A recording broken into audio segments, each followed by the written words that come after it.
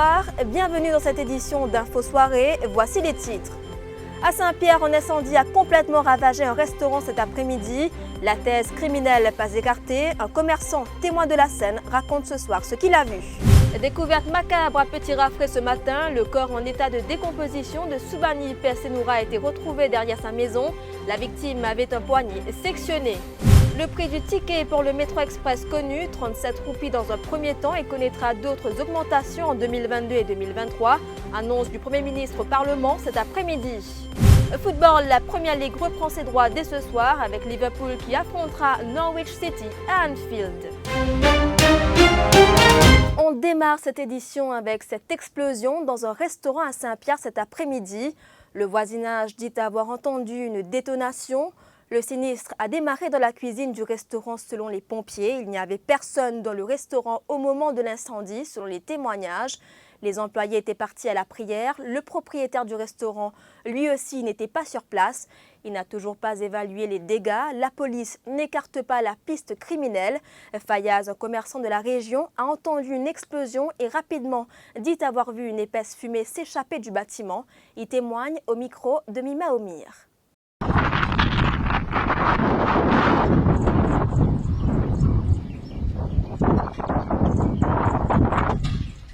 C'est environ vers 1h, moi j'ai le tout là-bas.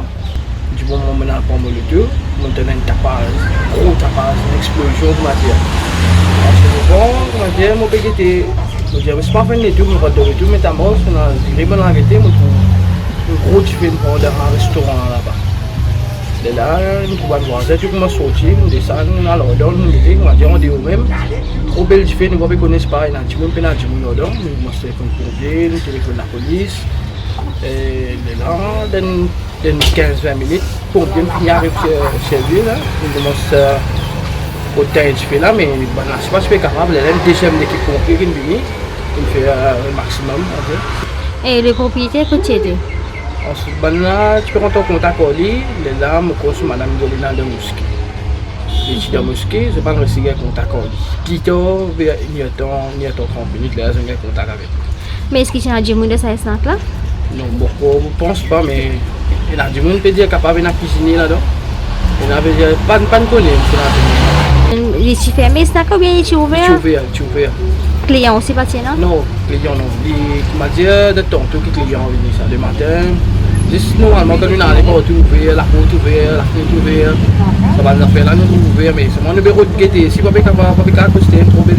La police va dire accoster là-bas. Tout le monde dit là-bas, la police dit que je vais loin un peu, accoster un peu loin, pas accoster peu. Et là, on va tourner. D'après moi, j'avais déjà pénal blessé. Une communication avec les pompiers là, c'est raison, il y a moyen de se taper un net. Là-haut en bateau? Fini net.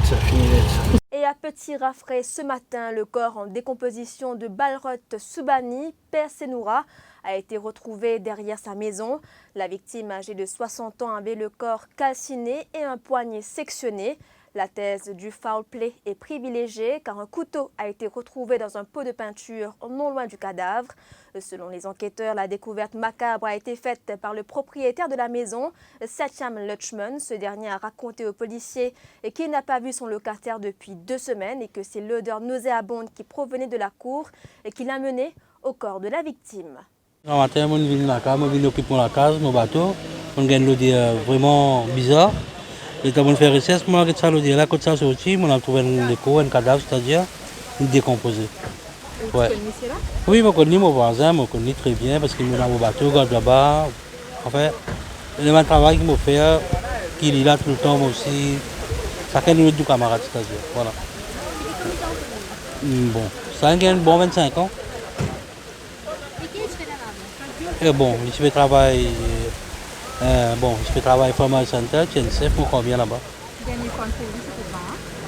Il y a environ 2 semaines par là, mon collègue. Je suis la case. Mais ça la case là, en fait, on va peut-être ça. Mais on vient occuper, après moi aller. Mais on ne va pas rester tous les jours. Mais finalement, je dis comment on vient, on pensait qu'à l'Ichen, moi, on ne pas là. Mais finalement, non. C'est une coin du monde. Pardon? On trouve les collants en dehors, dans le coin Mirail. Ouais, il y a une ruine tombée, etc. Est-ce que vous pensez qu'il y a un Moi, je pense à une affaire comme ça parce que normalement, il y a une somme, il y a une somme d'argent. D'ailleurs, tu ne voulais pas que tu n'aies pas de coca sur l'argent, tu peux si, tu bats, mais on ne va pas connaître ensuite qui le faire. Mais là, cette fois-là, quand il est tombé, normalement, il parle là-bas. En cours intermédiaire ce vendredi, les enregistrements contenant des entretiens que Raj Dayal avait accordés à la presse dans le cadre de l'affaire Balcoulaire seront admissibles en cours. Décision prise par les magistrats Sachin Boudou et Darshana Gayan en cours intermédiaire ce vendredi. Il s'agira de comparer sa voix sur ces enregistrements et la bande sonore qui l'incrimine. L'affaire se poursuivra le 9 octobre prochain. Ledwina Ramasormi Mohan, Ruth Rajessar. Les magistrats ont ainsi donné gain de cause à la poursuite qui affirmait que ces enregistrements étaient valables en justice. De leur côté, les avocats de l'ex-ministre s'opposaient à la production de ces bandes sonores, mettant en cause leur légalité. La défense avait affirmé que la commission anticorruption n'avait pas respecté les procédures lors de la collecte de ces enregistrements vocaux de la voix présumée de Raj Dayal. La poursuite souhaite à présent comparer la voix de Raj Dayal sur la base de 4 entretiens qu'il avait accordés aux médias à l'époque avec celle de la bande sonore fournie par l'homme d'affaires Patrick Soubani qui incrimine l'ancien ministre de l'Environnement. Accusé de bribery by public official, le député du numéro 9 a plaidé non coupable dans son procès. L'ex-ministre avait été arrêté le 6 avril 2016 à la suite des allégations formulées contre lui par Patrick Soubani. Selon l'homme d'affaires, Raj Dayal lui aurait demandé une contribution pour l'achat de poudre de différentes couleurs pour être distribuée parmi ses mandants à l'occasion de la fête Holi. La suite après la pub.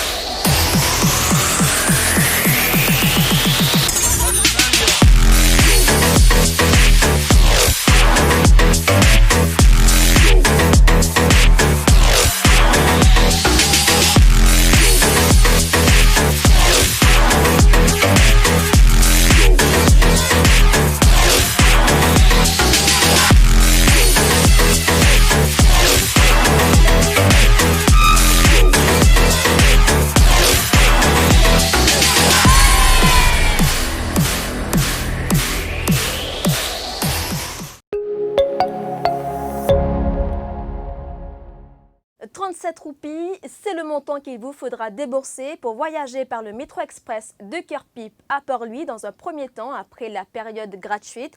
Le prix du ticket sera revu à la hausse en 2022. Il passera à 40 roupies et à 50 roupies en 2023. Une annonce du Premier ministre cet après-midi à l'Assemblée nationale lors des débats sur les 4 projets de loi sur le métro express. Le chef du gouvernement a également tenu à rassurer les officiers de la National Transport Authority sur la préservation de leurs emplois. Par ailleurs, la date exacte du lancement du métro express sera bientôt communiquée, a précisé le Premier ministre. I wish to inform the House that year 1 in the financial projection starts at full operation along the whole alignment, that is Port-Louis to Cupid, which is scheduled for 2021. And fare at that time, that is in 2021, in the financial projection is 37 rupees for the whole route. An increase of 40 rupees, and no, not of 40 rupees, sorry. An increase to 40 rupees is projected in 2022 and to 50 rupees in 2023. So not in 1.5 years as has been alleged. Voyons à présent les réactions des Mauriciens après cette annonce du Premier ministre. Ah ben il est trop cher. Déjà nous bas à payer un tigre. Nous pas gagner autant. Déjà si nous pouvons voyager tout le temps, mais tout casse pas le là-bas. Nous pouvons plaquer, nous pouvons faire un rien. Prix bus même 30 roupies. Maintenant, métro, si lycée, mais il c'est un an, si bus même 30 roupies. Puis allez, il peut monter, bus si bon, c'est pareil. Mais alors, il pas sa quantité différente, ça aussi. Pour vous dire honnêtement, je le trouve assez affordable pour voyager de Kirby par Port-Louis, pour 37 roupies. C'est plus rapide, c'est plus effectif. C'est pas vraiment trop grave. S'ils appliquent le même système que pour les vieilles personnes âgées, pour le 3e âge, comme si... Oui, ça va ça. S'ils respectent ça pour oui. vous, c'est... Oui, c'est comme si les mêmes tarifs pour les étudiants, pour les adolescents, pour la communauté du troisième âge, ça va être, il n'y a pas de problème. Positif. Non, mais pour 50 roupies, vous venez jusqu'à pour lui, mais non. Ça va être difficile. Il y en a qui prennent les moyens aussi pour venir, mais non. Je crois que 50 roupies, mais par la suite ça va passer à plus, parce que pour couvrir les frais, etc., rester à 34 roupies ou 37 roupies, ça, franchement, ça n'arrive pas à le faire, tout simplement. Donc vous pensez qu'après ces 50 roupies de 2023, là, ça va encore augmenter? Exactement, même pour les vieilles personnes, ils vont devoir payer. Et la deuxième édition du National Youth Parliament a pris fin cet après-midi après 2 jours de débat. S'adressant aux jeunes, la speaker Maya Nubanji s'est dit impressionnée par leurs prestations. Elle a affirmé que les idées débattues au sein de l'hémicycle seront envoyées au ministère concerné. Je vous propose un extrait de son intervention. You have been able to see the parameters within which a parliamentarian works and the parameters within which a speaker works. And you must have seen how difficult it is.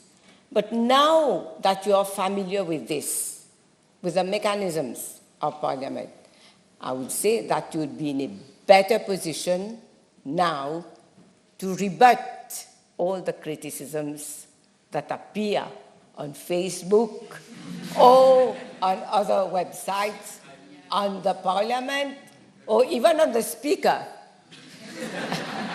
Because we are open to criticism, that's no problem, but sometimes people who are not familiar with the mechanisms of parliament, avec les rouages du Parlement, they make all sorts of remarks on the parliament. Parlons sport à présent. Les inscriptions pour les jeunes pousses qui feront partie de la Liverpool Football Academy de Côte d'Or a été étendue jusqu'au 16 août avec la forte demande des parents pour inscrire leurs enfants. Les autorités ont décidé de revoir le délai pour les inscriptions. À ce jour, plus de 2000 candidatures ont été reçues au ministère des Sports. Seuls 256 garçons nés entre 2004 et 2007 seront sélectionnés pour ce programme d'une durée de 3 ans et qui devra démarrer le 23 août prochain. Voyons les explications de Fabien Hector, responsable de communication au ministère de la Jeunesse et des Sports.